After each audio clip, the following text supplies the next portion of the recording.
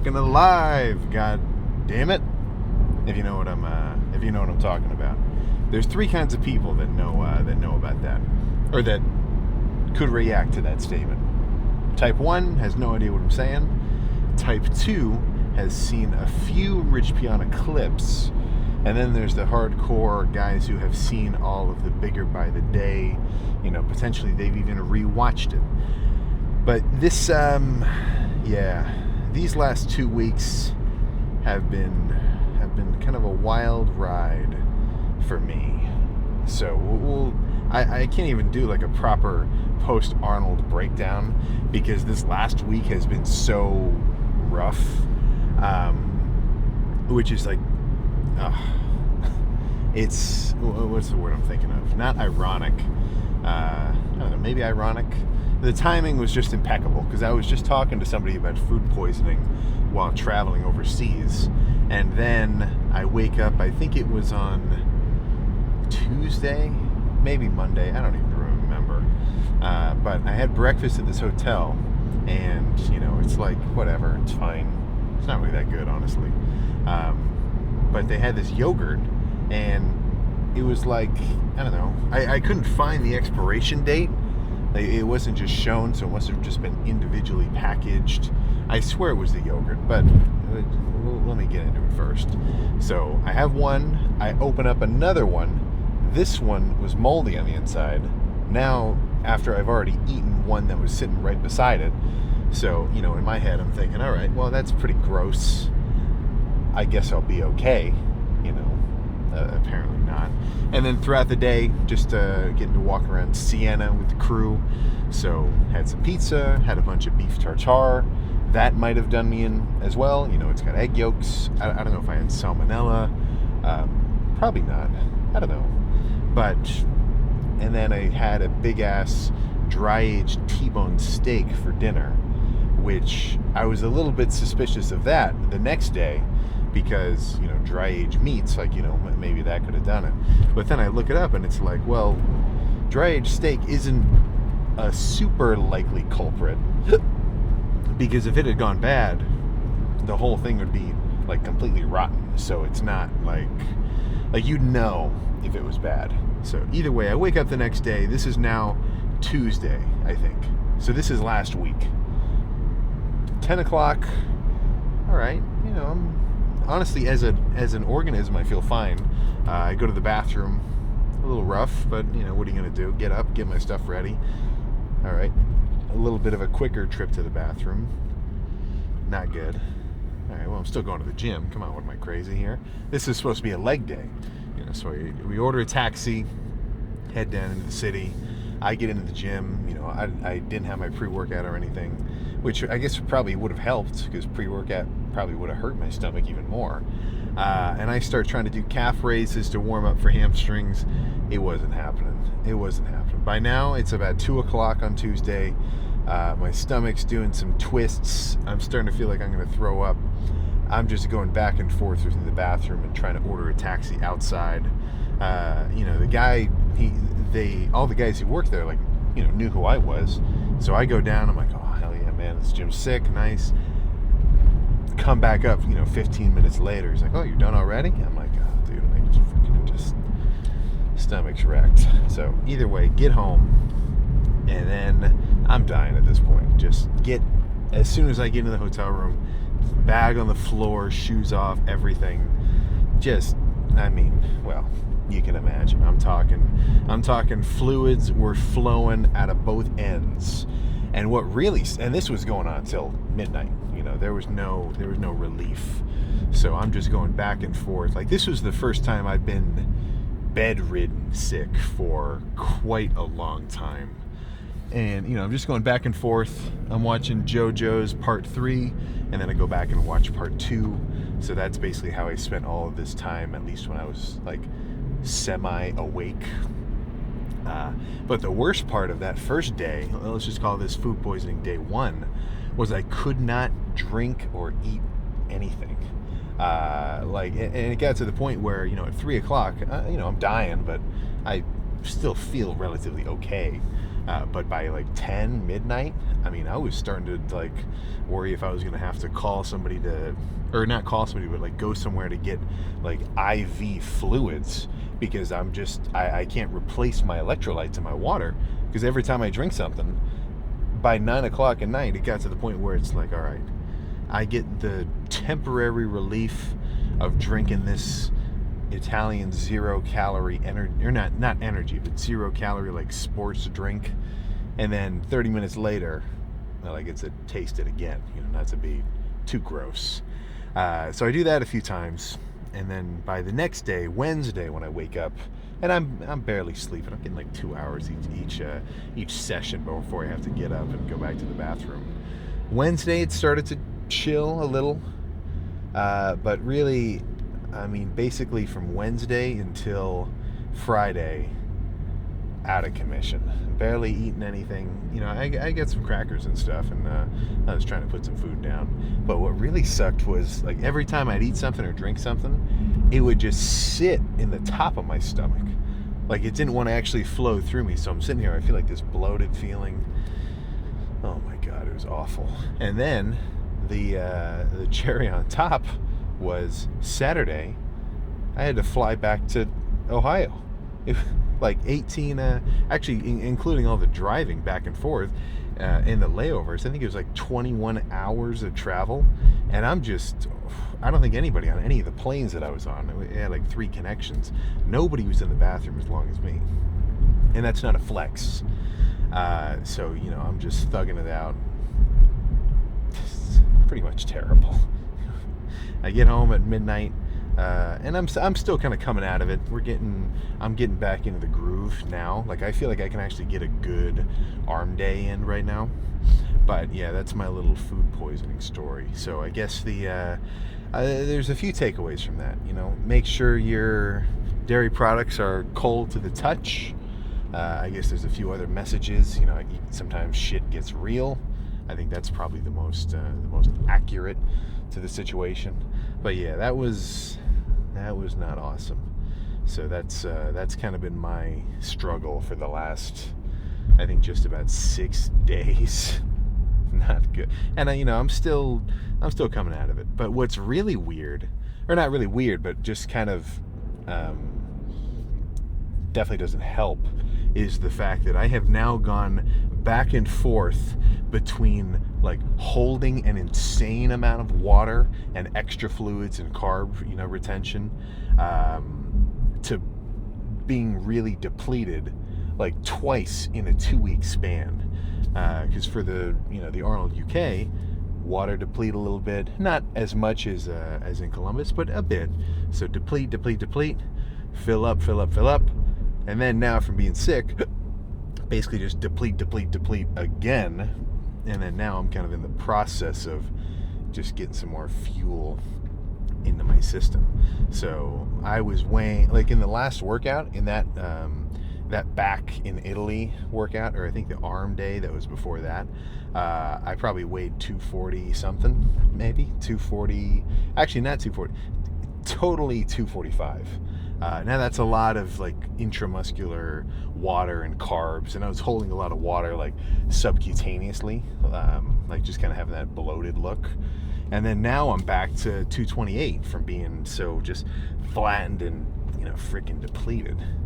So I guess I'd like to think that the post-show carb up would have been so strong, it would have been so insane, that the universe had to, well up some power to say, look, man, you gotta cool it. You can't grub just yet. Which definitely was not a fair trade. But now that I'm coming out of it, I'll be all right. So if I would have eaten an insane amount of food that whole trip, I mean, shit, maybe I'd be a little bit heavier and softer right now instead of staying a little bit leaner. But the trade-off was definitely not worth it. I would, if I could go back, do a little bit of a Doc and Marty time travel situation, I don't know what I'd do. I guess I'd have to just tell myself, like, do not eat that yogurt. Just get a granola bar or something, anything else. But yeah, we'll so now back home finally. So what's next? What the hell is freaking next? What am I supposed to do? We just spent 6 months working our freaking tails off, doing a zillion hours of cardio and calorie restriction to get lean for the pro debut, and the pro debut part 2 in the UK. What do we do now?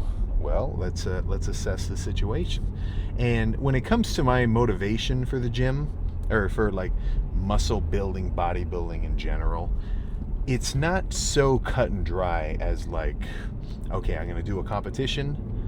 All right, what are the judges saying? Like in terms of like my build, like should I work on my back more?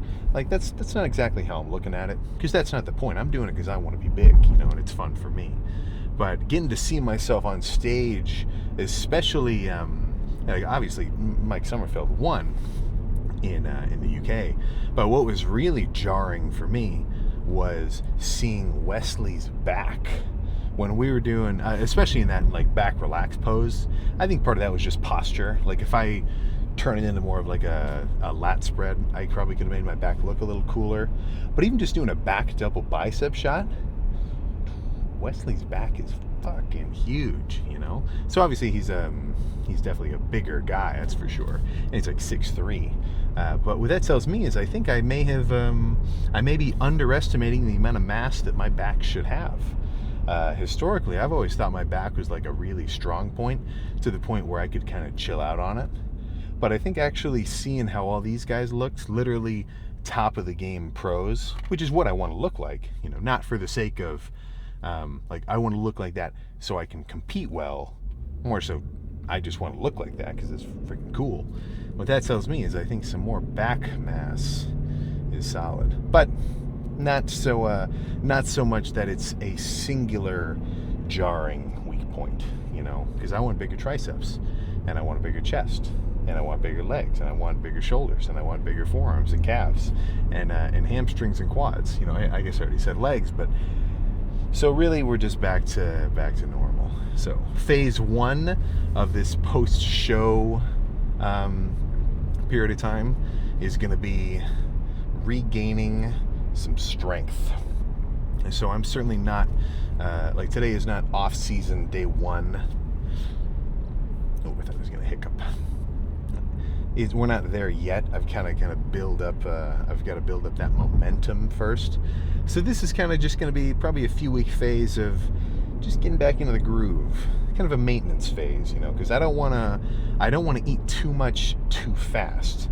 And the reason for that is if I eat too much too soon right now, I'm just going to start putting on body fat, like nothing, right? I've been used to eating like mid to upper, basically just mid 2,500-ish calories the last few months.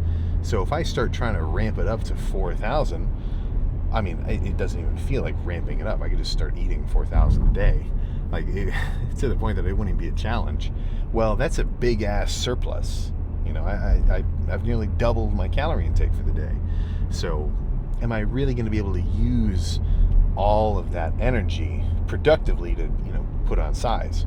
I've kind of got to ease into it. So if you've been following this whole dieting phase so far, then you'll know that, okay, I've been saying some shit like, all right, I've been at 236 for a few weeks.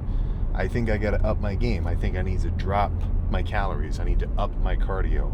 I need to make the deficit more intense so that it continues to work, right? I mean, I was saying that back in December. I was like, if I could be 236 or, 235 by the end of December, then I'll be on track, It's the same thing with an off season.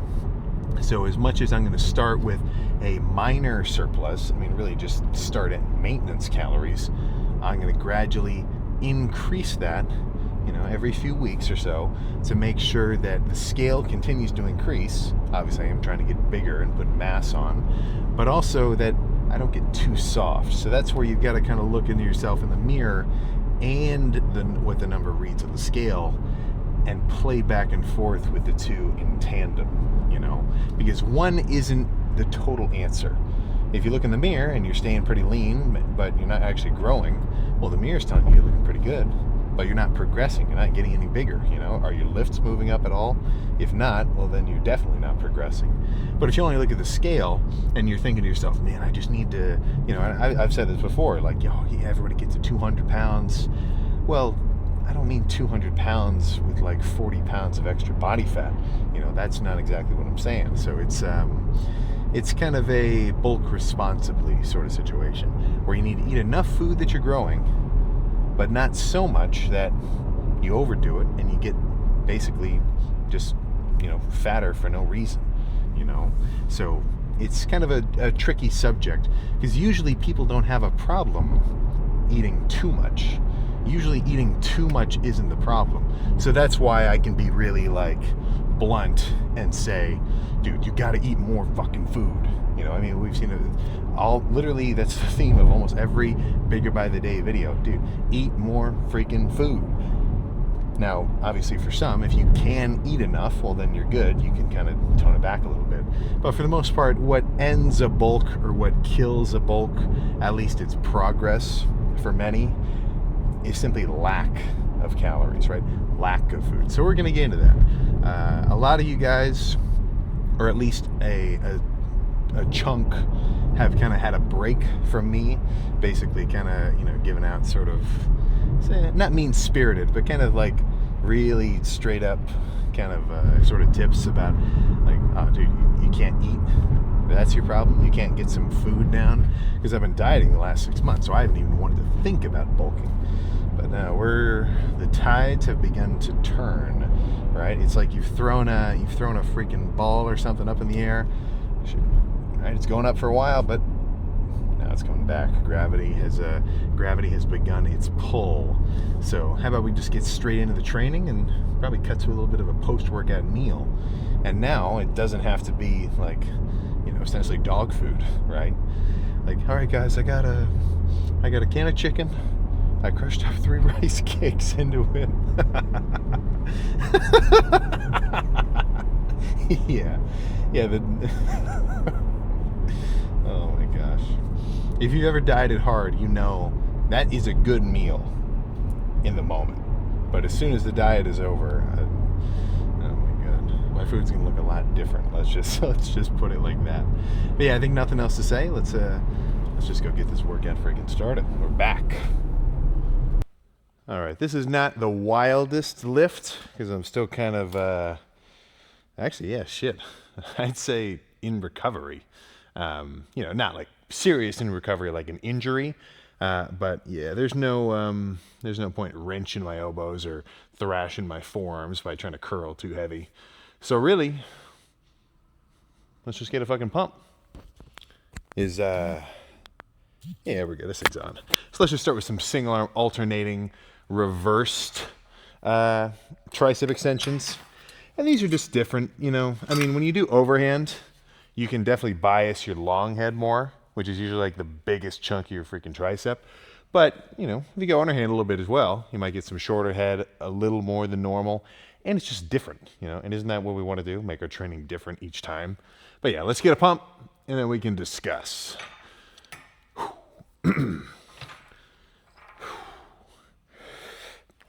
Yeah. Yeah.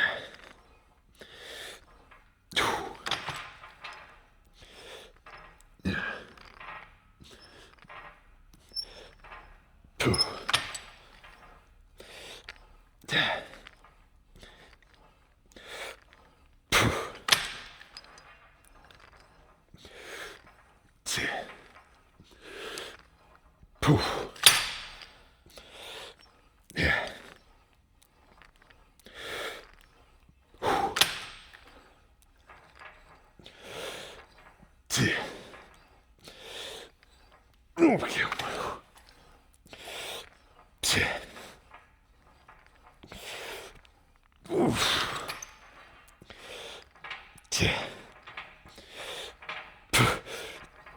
Okay. Yeah, let's do a push down and then a curl and go back and forth till we're fully pumped. That'll be it for today. This will be good. My favorite part about a cable preacher, you're probably never going to rip your biceps off. And that's because the cable is pulling away from me, not just straight down. So even when I get to the bottom, if I completely relax, well, all it's doing is pulling my arms this way.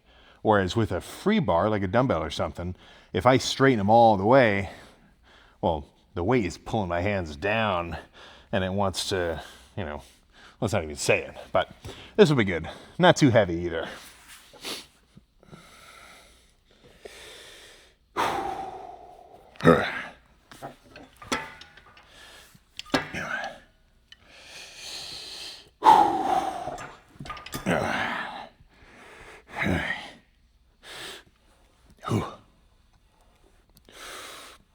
Yeah. Yeah.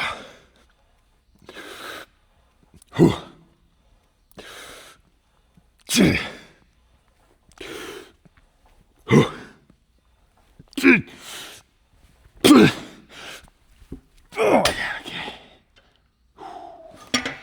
All right. Back to the D handle.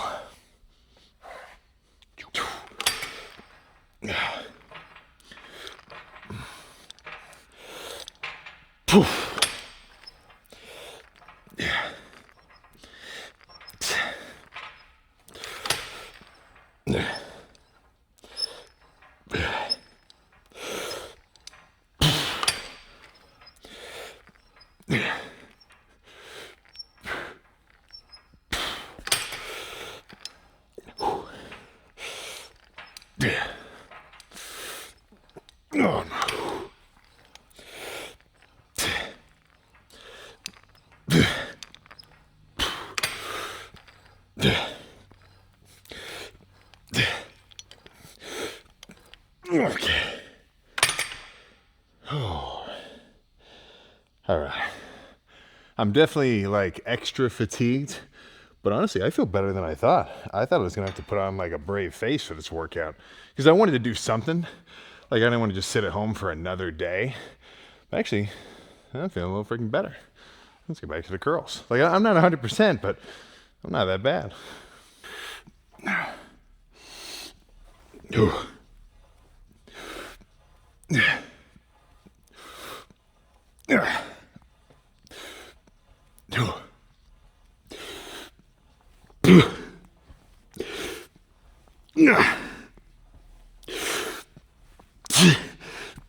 Okay. All right, I'm gonna do one more of these, but I'm gonna change it up for triceps. Let's do the rope. A little rope extension next. There we go.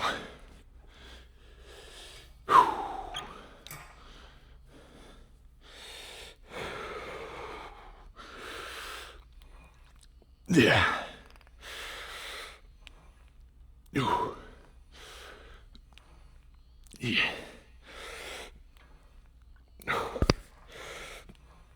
Mm. Yeah.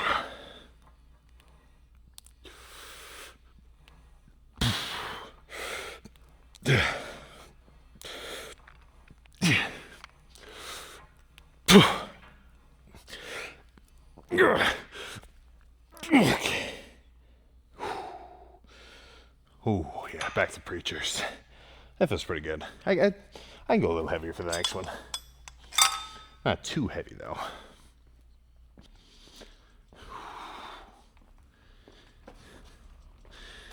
A little heavier here. If I can reach. There we go.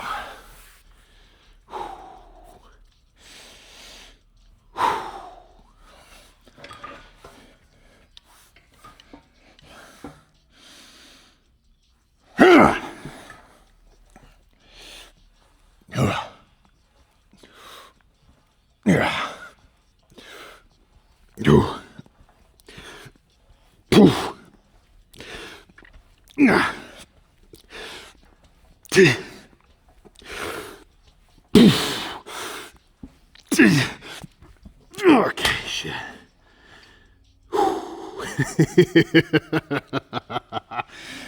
That's fun. This is how this shit's supposed to feel. Let's get back to the rope. I guess I missed the set. You get the gist.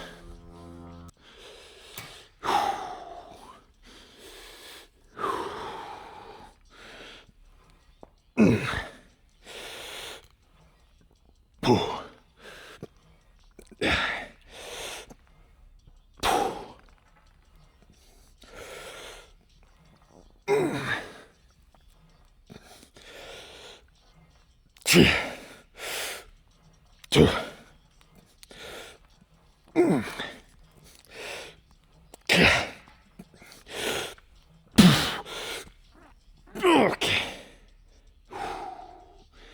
All right, let's do a rope curl right here.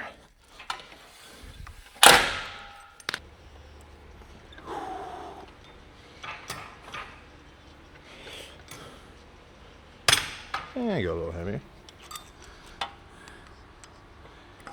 There we go.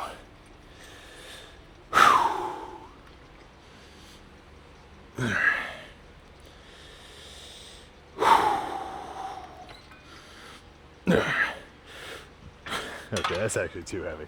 Let me go back. There we go.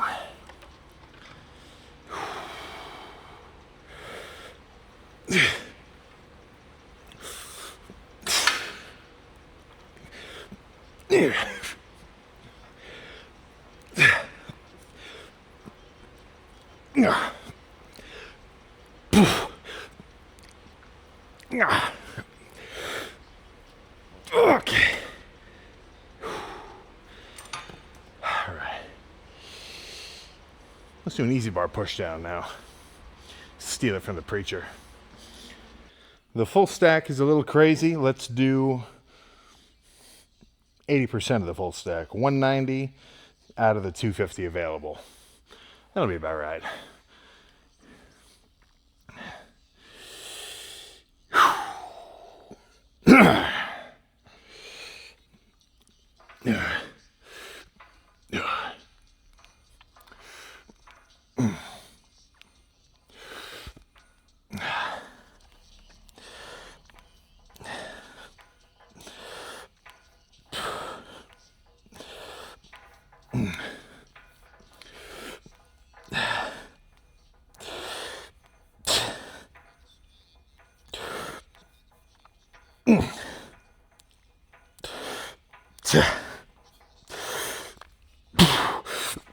Okay. Oh, all right. Let's hit a dumbbell curl set. And then actually, I think one more back and forth of tries and buys, and we'll be good.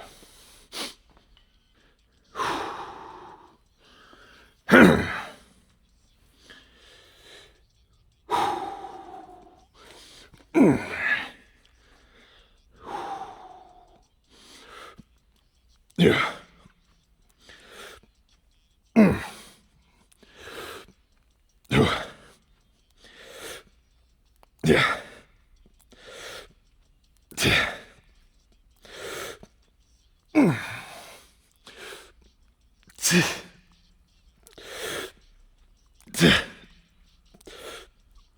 Yeah. Okay. Oh, shit. All right, I think one more push down and one more of these. We can pose down. Yeah.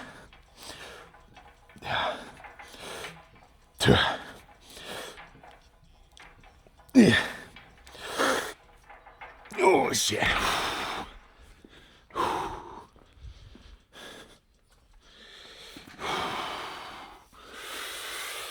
All right.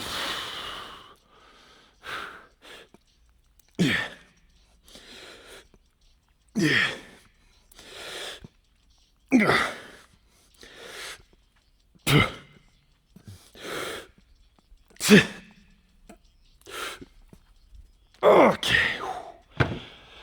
Holy shit.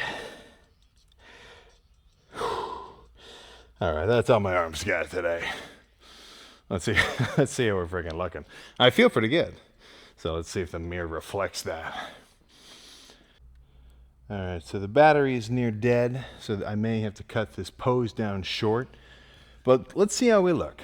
Let's see how we look after essentially 5 days, no training, barely eating, dehydrated as a mofo, and also dealing with the immune stress of getting over whatever the hell kind of bioweapon that I ate on Monday last week. But just getting a glimpse of my forearms, visually, you'd have no spanking idea. I think you would have no idea whatsoever. Oh, this is insane. So I guess that's the benefit of being really lean from a show, is you still look like a freak, even when you have arguably, I mean, yeah, I think without exaggeration, that was the worst I've ever felt for that prolonged of a period of time. Like, that sucked. There's no getting around that part. But let's let's just relish the moment now. I tell you this: have you drank any water today? You know, have you gone to the bathroom and not dreaded it? Be grateful for that. All right. Once that goes away, you really start to fucking miss it. That's for sure. Well, let's see how we're looking.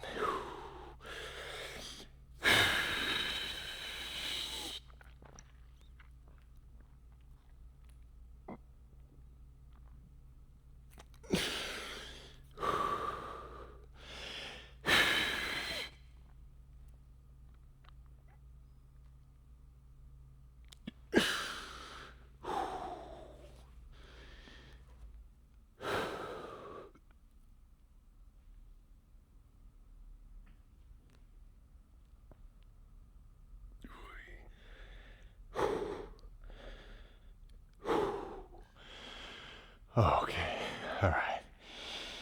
Now that the lift is over, I'm starting to feel a little tired. So, let's get back in the car, get some food in my system, and then freaking discuss. All right, we got a whole year ahead of us. Let's break down the game plan. Yeah, nice.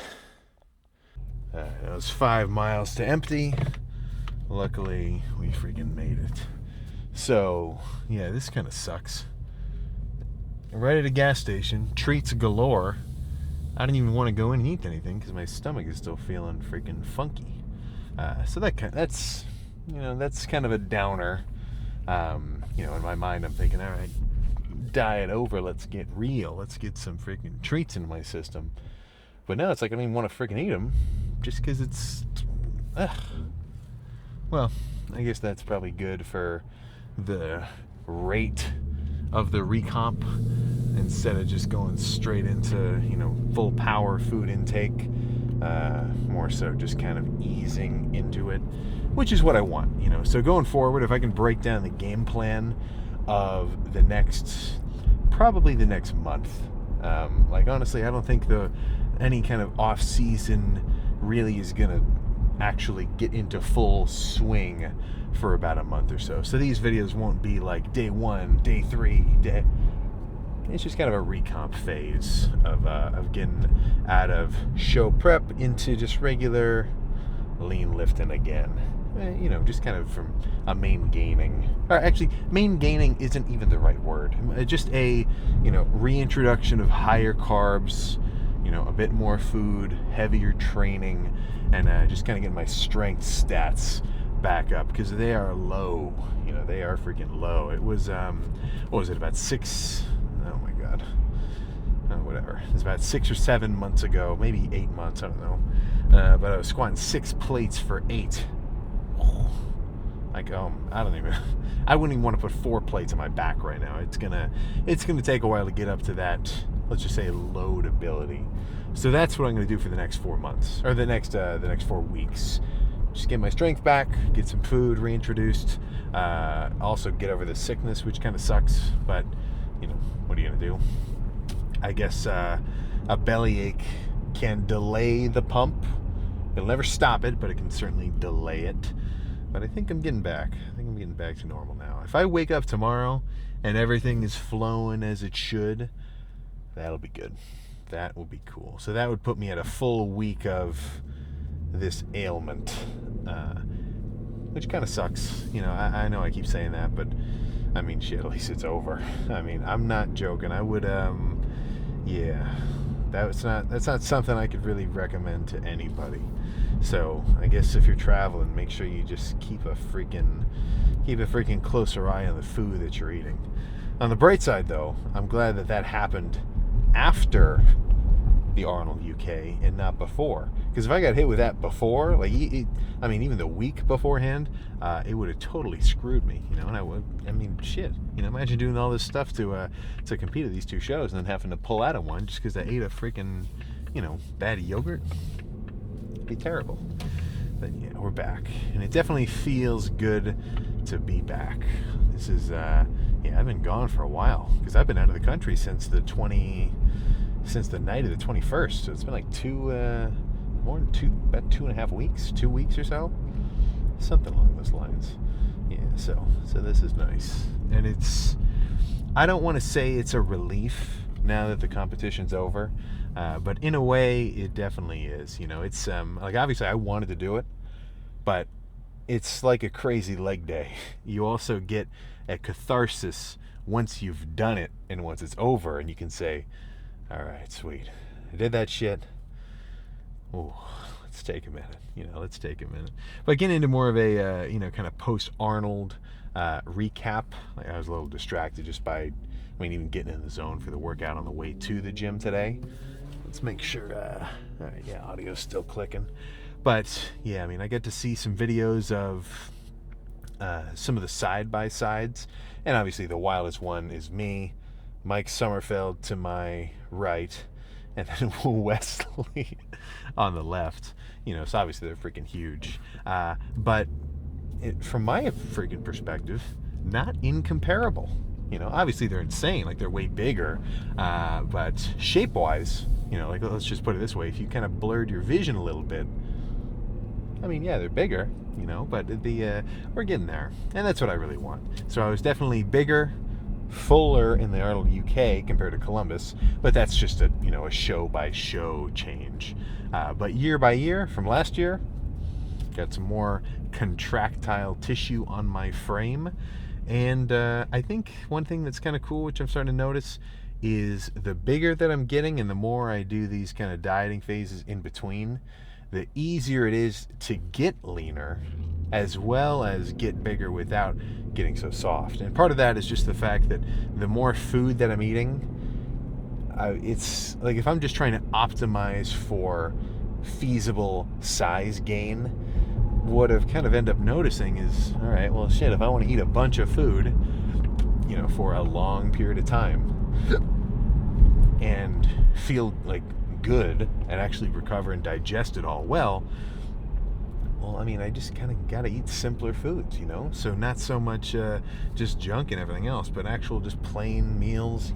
This morning was oatmeal, really just because oatmeal is like all I can eat, but going forward, a lot of oatmeal, a lot of rice. I'll have some treats in there too. Ben & Jerry's isn't off the table, but probably a ratio of about 80-20 of conventional plain salad meals. Ground beef with rice. Let's see, what else? That's kind of a classic. Ground beef with rice, steak and rice, steak and potatoes, chicken and whatever. Like, for the most part, those meals are easier to eat a lot of. Now, of course, I'm no stranger to a dirty bulk, but yeah, given the current circumstance and my current experience level, I'm going to go about it a little differently now, but I can never go back and say that I regret eating a bunch of, chocolate milk and donuts and stuff in my earlier bulks, because that's what's got me to where I am now, so, and in the context of like continual progression, I don't think there really are mistakes per se. Now, of course there are, but what I'm getting at is I want to look at, my past off seasons and, maybe if I've hurt myself before, or, what worked on a diet and what didn't, and, things that I tried and maybe failed at, or with all of those things, it's not as though it ever put me behind. It just gave me more experience and knowledge of like, all right, I'm not going to do that again. So now whatever I do going forward is going to be more educated and likely more productive. All right, good. And that's something I think a lot of people aren't doing. We are very concerned in the gym in terms of just, progress, bulking, splits, everything, with how can I get the perfect plan beforehand. And it's also strange because we talk about training in the context of like, oh, well, it's so obvious, like, oh, it's just the basics, man. And if it really was so simple as just, do this and everything will work out perfectly fine, well, then the gym wouldn't be something to work at. It would just be like, like a thing. There'd be no challenge to it, right? So I guess what I'm trying to say is, as smart as we are, and like we know the basics of consistent heavy training, progressive overload, get stronger, maybe do a heavy week and then do a light week the next week, maybe do a lower volume lift and then do a higher volume pump lift the next week, just changing things up like that. You've got to kind of do it for yourself, to really know. So that's where it's, as much as you can read a book about training, if you just train and try different stuff and, learn for yourself, I think you're going to do a lot better. You'll actually get a feel for what you're doing. But that means there's a little bit of an uncertainty aspect. But we'll get into that later. I mean, there's all sorts of stuff to freaking break down. I mean, now I'm going to start talking bulking and calorie tricks and, eat a big-ass breakfast right when you wake up so that you're already ahead of the game with your calories. Yeah, the bulking mindset is very different. It's very different. I think I'm a little more biased to enjoy it, that's for sure. But yeah, it's a very different mentality than dieting down, that is for sure. So if you're still dieting, don't get jealous that I'm going to start eating a bunch of food, because you still got to lock in, man. You got more cardio to do. You got to stick to your deficit. Just make sure you're going to bed eating only that 2,200 or whatever your calorie deficit number may be. But if you're ready to put some size on going forward, well, just thinking about it's getting me excited. Plus, training is gonna. I mean, I'm already getting amped for training, because dieting training is not as fun. I just did it for like 6 months. I'm very excited to get some carbs in my system and move some weight around and actually bring it. Like taking a set to real failure instead of just like, okay, that's enough. I don't want to overdo it. Oh man. Yeah, this is gonna be good. This is gonna be freaking good. But yeah, nothing else to say. Still kicking. Don't worry, we're getting back into our regular groove now. So I'll see you for tomorrow, whatever that may be. It's supposed to be legs.